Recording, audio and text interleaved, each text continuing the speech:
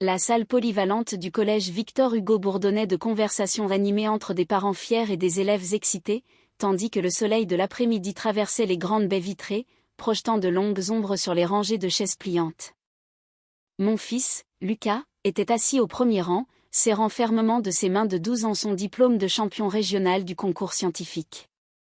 Je l'observais depuis le 3e rang, le cœur gonflé de fierté, repensant aux 6 mois qu'il avait passés sur son projet d'énergie renouvelable, travaillant tard le soir dans notre garage, refusant d'abandonner même lorsque les expériences échouaient. Et je me souvenais l'avoir retrouvé endormi sur son établi plus d'une fois, son carnet de notes encore ouvert à côté de lui. Les autres lauréats étaient assis aux côtés de Lucas, chacun représentant des mois de dévouement et de travail acharné. Le principal avait déjà annoncé 3 prix et le public applaudissait chaleureusement chaque élève lorsque ma sœur, Julie, s'est glissée sur le siège à côté de moi, arrivant avec son retard habituel qu'elle jugeait sans doute élégant. Elle a à peine jeté un coup d'œil vers l'estrade où le principal annonçait les récompenses, son parfum était entêtant dans cet espace confiné et elle n'a fait aucun effort pour se faire discrète malgré la cérémonie en cours. Chuchotant une circulation épouvantable sans même prendre la peine de s'excuser. J'ai hoché la tête, gardant les yeux rivés sur Lucas dont le nom venait d'être appelé.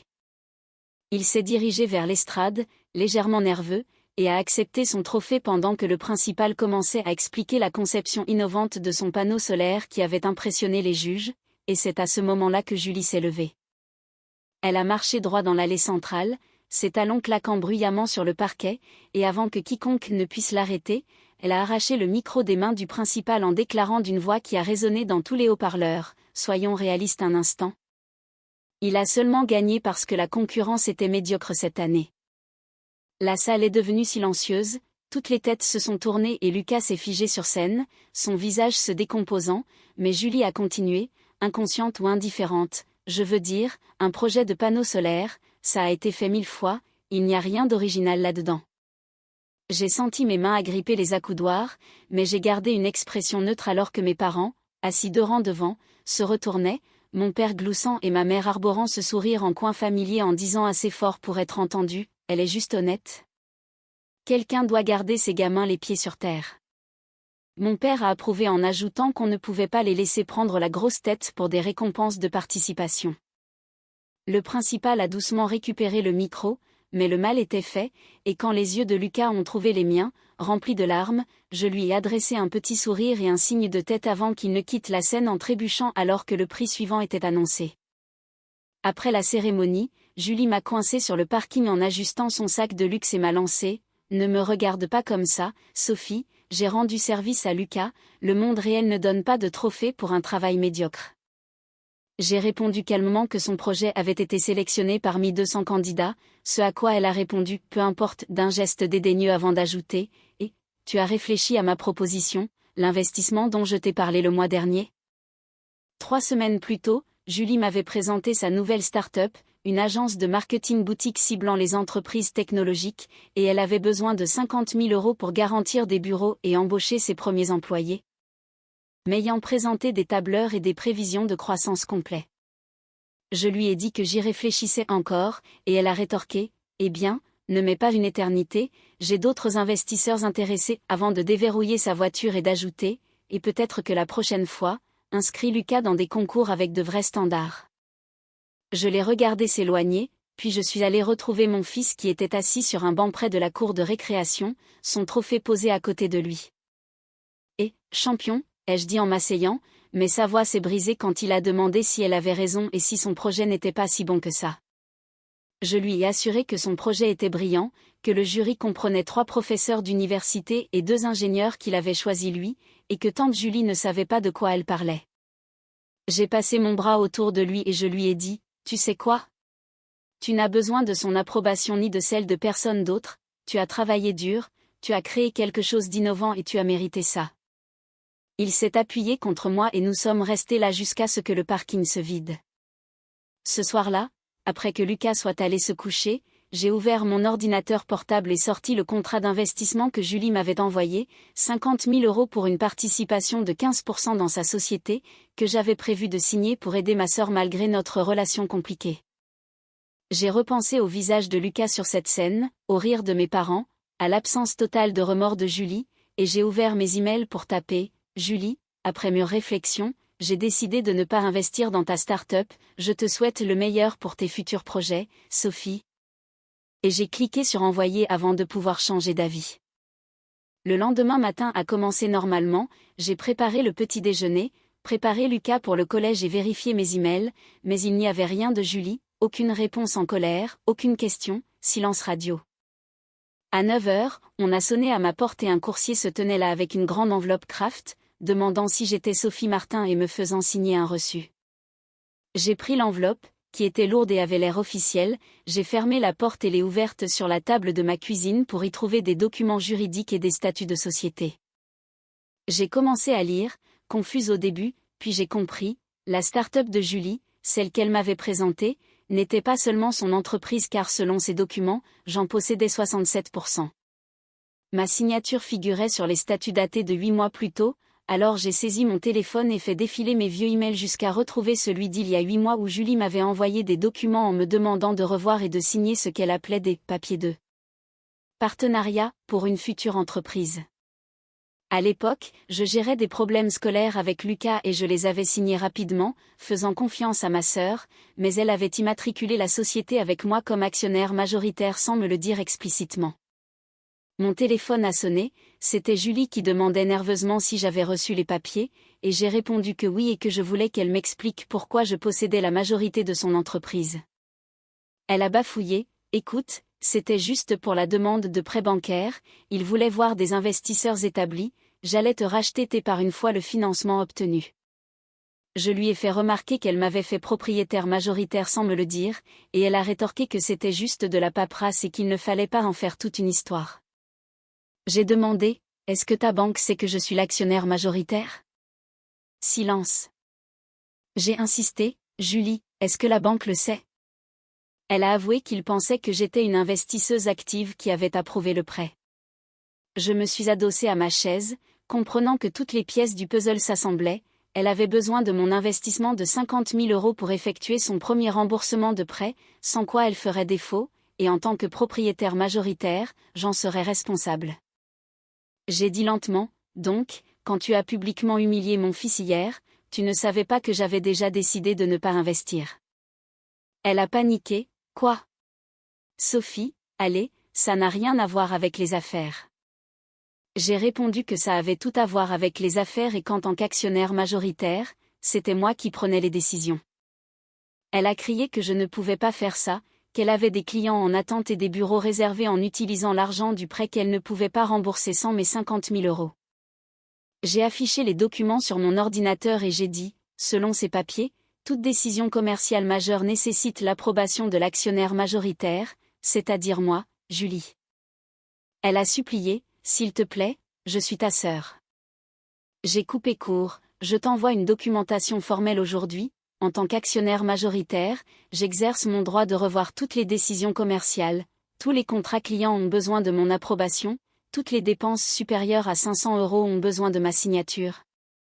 Et le bail du bureau que tu as signé doit être ratifié par le propriétaire majoritaire. Elle m'a traité de ridicule, ce à quoi j'ai répondu que j'étais une propriétaire d'entreprise responsable, chose qu'elle aurait dû envisager avant de forger mon implication dans sa société. Je l'entendais respirer bruyamment à l'autre bout du fil quand elle a dit « C'est à cause d'hier, n'est-ce pas?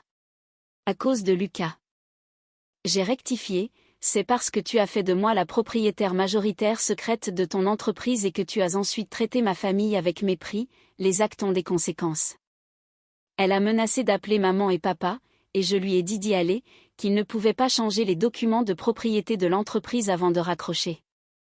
10 minutes plus tard, maman a appelé pour demander ce qu'était cette absurdité à propos de moi sabotant l'entreprise de ma sœur. J'ai expliqué que je ne sabotais rien, que j'exerçais mes droits en tant qu'actionnaire majoritaire d'une entreprise qu'elle m'avait fait posséder sans divulgation appropriée.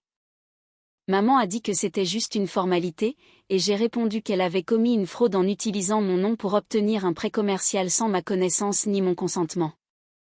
Maman m'a accusée d'être mesquine à cause de ce qui s'était passé à la petite cérémonie de Lucas. J'ai explosé, sa petite cérémonie? Il a gagné un championnat régional contre 200 autres élèves, il a battu des candidats d'écoles privées au budget illimité. Maman a soutenu que Julie était juste honnête et que le garçon devait apprendre à gérer la critique, mais j'ai rétorqué qu'il y avait une différence entre la critique constructive et l'humiliation publique, qu'elle avait pris un micro lors d'un événement scolaire pour rabaisser un enfant de 12 ans. Maman a dit que j'avais toujours été trop sensible et qu'ils essayaient juste de préparer Lucas au monde réel, alors j'ai dit, et Julie doit apprendre que les actions ont des conséquences. J'ai gardé une voix égale en ajoutant, je possède 67% de son entreprise, elle aurait dû y penser avant d'humilier publiquement mon fils. Maman a dit qu'il nous avait mieux élevés que ça et que la famille passait avant tout, ce à quoi j'ai répondu que la famille devrait se traiter avec respect, une chose qu'elle et papa n'avaient jamais semblé saisir quand il s'agissait de moi et Lucas. J'ai ajouté, non, vous m'avez élevé pour accepter d'être maltraité, et j'en ai fini avec ça, puis j'ai raccroché avant qu'elle ne puisse répondre. Les jours suivants furent chaotiques, Julie envoyant des dizaines de mails oscillant entre excuses et menaces, mes parents appelant à plusieurs reprises, mon père se présentant même chez moi pour exiger que j'arrête cette vengeance puérile, mais je n'ai pas bougé. J'ai engagé une avocate, une femme perspicace nommée Maître Valérie, spécialisée dans la fraude d'entreprise, pour examiner les documents, et il s'est avéré que Julie m'avait non seulement faite propriétaire majoritaire, mais qu'elle utilisait mon nom sur plusieurs demandes de prêt. Liant mon crédit à son entreprise, ce qui signifiait que si elle échouait, je serais responsable de centaines de milliers d'euros de dettes. Maître Valérie m'a dit, vous avez des motifs pour un procès, c'est un cas d'école d'usurpation d'identité pour gain financier, et la banque serait très intéressée de savoir que son prêt a été approuvé sur la base d'informations falsifiées sur l'investisseur. Mon avocate a envoyé une lettre formelle à Julie, soit elle rachetait mes parts à leur juste valeur marchande, ce qu'elle ne pouvait pas se permettre, soit je prenais le contrôle actif des opérations de l'entreprise. Elle a choisi l'option 3 en convoquant une réunion de famille dans un restaurant avec mes parents, Lucas étant chez un ami. Dès que je me suis assise, Julie a dit que je détruisais son rêve, et j'ai répondu qu'elle l'avait détruit elle-même en commettant une fraude avec mon identité. Elle a nié la fraude en disant que j'avais signé les papiers, des papiers qu'elle avait déformés, et j'ai précisé que mon avocate n'était pas d'accord avec son interprétation. Papa s'est penché en avant en disant, c'est la famille, Sophie, on ne prend pas d'avocat contre la famille. J'ai répondu, elle m'a rendu légalement responsable d'une entreprise sans mon consentement éclairé, c'est exactement le moment où on prend un avocat. Maman a secoué la tête en disant que tout ça arrivait parce qu'elle avait dit ce qu'elle pensait à un événement scolaire, et j'ai corrigé, non, tout ça parce qu'elle a commis une fraude, humilié publiquement mon enfant et s'attendait à ce que je lui donne 50 000 euros sans aucune conséquence. Les yeux de Julie se sont remplis de larmes quand elle a dit qu'elle s'était excusée auprès de Lucas, mais j'ai rappelé qu'elle avait envoyé un texto disant « Désolée si tu as été offensée », ce qui n'est pas une excuse. Elle a demandé ce que je voulais d'elle, et j'ai sorti un dossier en expliquant ce qui allait se passer. Elle allait me racheter mes parts de l'entreprise à l'évaluation déterminée par mon avocate, elle avait 6 mois pour obtenir un financement alternatif, et pendant ce temps, je maintenais mes droits d'approbation sur les décisions majeures. J'ai ajouté qu'elle écrirait également une véritable lettre d'excuse à Lucas reconnaissant que ce qu'elle avait dit était faux et blessant. Elle a dit qu'elle ne pouvait pas réunir une telle somme en 6 mois, et je lui ai suggéré d'être créative, peut-être en sollicitant ces autres investisseurs qu'elle avait mentionnés. Elle a admis doucement qu'ils n'existaient pas et que j'étais sa seule véritable option, alors j'ai dit qu'elle aurait dû nous traiter, ma famille et moi, avec respect. Mes parents m'ont regardée comme une étrangère, maman demandant quand j'étais devenue si froide, et j'ai répondu, je ne suis pas froide, j'ai juste fini d'être un paillasson. Je me suis levée en disant à Julie qu'elle avait jusqu'à vendredi pour accepter ces termes, sinon mon avocate déposerait une demande pour le contrôle opérationnel total de l'entreprise et que je la dirigerais moi-même, puis je les ai laissés là. Vendredi est arrivé et Julie a signé l'accord, elle avait 6 mois pour me racheter et en attendant, chaque décision commerciale passait par mon bureau. La première chose que j'ai faite a été de rejeter le bail de bureau coûteux en centre-ville qu'elle avait signé, trop de frais généraux pour une start-up, et je lui ai trouvé un meilleur espace pour la moitié du prix. Ensuite, j'ai passé en revue ses contrats clients, dont 2 étaient sous-évalués au point de garantir des pertes, et je les ai renégociés. En 3 mois, l'entreprise était réellement rentable, et bien que Julie détestait que j'ai raison, elle ne pouvait pas contester les chiffres. Elle a aussi écrit à Lucas une vraie lettre d'excuse, 3 pages manuscrites reconnaissant à quel point elle avait eu tort et combien sa réussite était impressionnante, lettre que Lucas a gardée dans le tiroir de son bureau. Mes parents ont cessé de me parler pendant 2 mois, mais finalement papa a appelé pour dire que l'entreprise de ma sœur se portait bien. J'ai répondu que je le savais car je revoyais les rapports chaque semaine. Il a dit qu'elle disait que je pourrais la laisser me racheter plus tôt si elle obtenait un financement approprié et démontrait 6 mois de bénéfices stables, et j'ai confirmé. Il est resté silencieux un moment avant de dire qu'il ne savait pas qu'elle avait déformé la nature de ces documents, ajoutant qu'elle ne les avait pas falsifiés mais déformés, ce qui est une différence juridiquement parlant, mais admettant quand même que ce n'était pas bien. Ce qui était le plus proche qu'il ait jamais été de reconnaître que j'avais raison. J'ai ajouté, et ce qu'elle a dit à Lucas, toi et maman n'auriez pas dû rire. Il a admis, non, nous n'aurions pas dû, puis après une autre pause, il a demandé s'il pouvait venir à son anniversaire le mois suivant. J'y ai réfléchi et j'ai dit que s'il pouvait le traiter avec le respect qu'il méritait, oui, il pouvait venir. 6 mois plus tard, Julie a obtenu un financement d'un investisseur légitime et a racheté mes parts au prix convenu, l'entreprise prospérant sous les systèmes que j'avais mis en place. Nous n'étions plus proches, et ne le serions probablement jamais, mais il y avait une nouvelle compréhension, elle savait que je ne tolérerais pas le manque de respect, et mes parents savaient que leur favoritisme avait des limites. Lucas a gardé son trophée sur son bureau et travaillait sur un nouveau projet impliquant la purification de l'eau. Quand je lui ai demandé s'il voulait le présenter au concours de l'année prochaine, il n'a pas hésité en disant absolument, ajoutant que tante Julie pouvait garder ses opinions pour elle.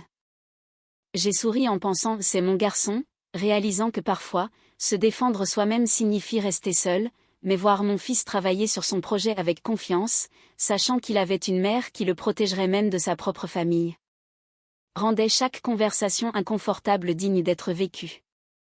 La cérémonie de remise des prix avait tout changé, mais pas de la manière dont ma sœur l'avait prévu.